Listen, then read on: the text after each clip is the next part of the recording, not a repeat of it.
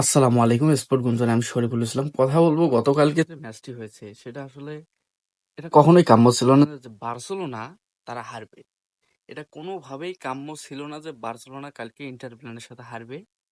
প্রথম লেগে দেখেন যে আপনি তারা 3/3 গোলে যখন সমঝোতায় থাকে ভেবেছিলাম যে অন্যের মাঠে বার্সেলোনা হয়তো ঘুরে দাঁড়াতে পারবে না, কিন্তু দ্বিতীয় লেগের ম্যাচে ইন্টার মিলানের ঘরের মাঠে বার্সেলোনা প্রথম হাফ টাইমে যখন 2টি গোল খায় এবং পরের হাফ টাইমে লাস্ট যে হাফ টাইমটা ছিল সেখানে তারা 3টি গোল করে কোয়ার্টারে কাম ব্যাক করে। দুঃখের বিষয় হলো যে তারা 5 মিনিটের মতো গোলটি ধরে রাখতে পারেনি, এর মধ্যে তাদের জালে আরেকটি গোল তারা ঢুকিয়ে দেয়। আসলে খুবই এটা একটা দুঃখজনক বিষয়। পরবর্তীতে এক্সট্রা টাইমে তারা আসলে খুব যে স্বাচ্ছন্দ্য বোধে খেলা খেলেছে তা কিন্তু খেলেনি, কেননা তারা আসলে মন মানসিকতার দিক থেকে অনেক দুর্বল হয়ে গিয়েছে এবং লামিন ইয়ামাল পরের 30 মিনিট আসলে খুব একটা স্বাচ্ছন্দ্য বোধে খেলেনি। তার সে শুধু 2টি শট ক্রিয়েট করেছে, 2টি শটে খুবই ভালো ছিল। এবং অন্যথায় যদি বলতে যাই তাহলে আসলে লামিন ইয়ামালকে আসলে বাহবা দিতেই হয়। সে পুরো অমায়িক খেলা দিয়েছে। একে বলা বাহুল্য, যদি অপোনেন্ট টিমের গোলকিপার ইন্টার মিলানের গোলকিপার দেয়াল হয়ে না দাঁড়াইতো তাহলে হয়তো গোলের সংখ্যাটা অনেক বেশি হতো। কেননা দেখবেন যে আপনি ফের্নান্দো তোরেস একটা ফাঁকা গোল পেয়েছিল, সে গোল দিতে পারেনি, সেটা প্রথম হাফের দিকেই।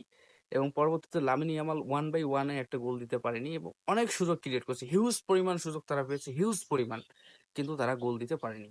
এটা তাদের আসলে ব্যর্থতা। বার্সেলোনা যে হেরেছে, সেমিফাইনাল থেকে যে বিদায় হয়েছে, তাদের ব্যর্থতা এখানেই যে তারা আসলে হিউজ পরিমাণ সুযোগ পাওয়ার পরও তারা আসলে কাজে লাগাতে পারেনি এবং গোল দিতে পারেনি। তারা যে গোলগুলো নিজেদের জালে ফাঁসিয়েছে, তাদের ডিফেন্ডিং এ একটা বড়সড় ব্যর্থতা এটা। যে তাদের এত বড় ব্যর্থতা যে আমি কি বলবো? এখানে বলতে গেলে আসলে ল্যাঙ্গুয়েজটা ঠিক থাকবে না, যার কারণে আমি বলতে চাচ্ছি না। না হলে আসলে এবারের সিজনের সর্বোচ্চ সেরা দলের তালিকায় রয়েছে বার্সেলোনা, এবার সর্বোচ্চ ফুল পারফর্মে রয়েছে বার্সেলোনা।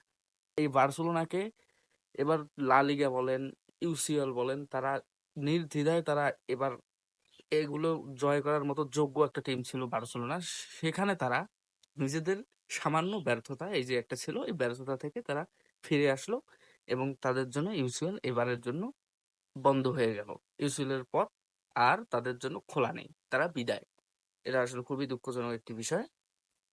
পরবর্তী সময়ে পরবর্তী সময়ে তারা আসলে কিভাবে ফিরবে সেটা আসলে আমি জানি না, কিন্তু আসলে শুভকামনা রইল বার্সেলোনার জন্য। তারা এবার যেরকম পারফর্ম করেছে, পরবর্তী সময় যদি এরকম পারফর্ম থাকে এবং তাদের যে ছোটখাটো ভুলগুলো ছিল এই ভুলগুলো যদি তারা শুধরে নেয় আসলে, তাহলে তারা ভালো পর্যায়ে যেতে পারবে পরবর্তী সিজনে। কিন্তু ইন্টার মিলান দেখেন যে ইন্টার মিলান যে ফাইনালে গেল, তারা আসলে তাদের লাক বলতে হয় যে বার্সেলোনার মতো টিমের সাথে তারা 7টি গোল করেছে। এরকম একটা স্ট্রং টিমের বিপক্ষে তারা 7টি গোল করেছে এবং তারা যে খুব একটা বল পেয়েছে, খুব একটা পাস খেলেছে, খুব একটা যে শট অন টার্গেট নিয়েছে তা কিন্তু না। তারা যেটা নিয়েছে সেটা নিখুঁতভাবে নিয়েছে। কিন্তু তাদের খেলার ক্যাটাগরি আছে ভালো, মোটামুটি ভালো আছে। কিন্তু আসলে বার্সার সাথে জেতার মতো ক্যাটাগরি তাদের ছিল না। এটা আসলে বার্সার একটা বিশাল বড় ব্যর্থতা। তো সবকিছু শেষ করে আর কি করে, হার তো মেনে নিতে হবে। হারকে মেনে নিয়েই বিদায় জানাতে হবে। ধন্যবাদ।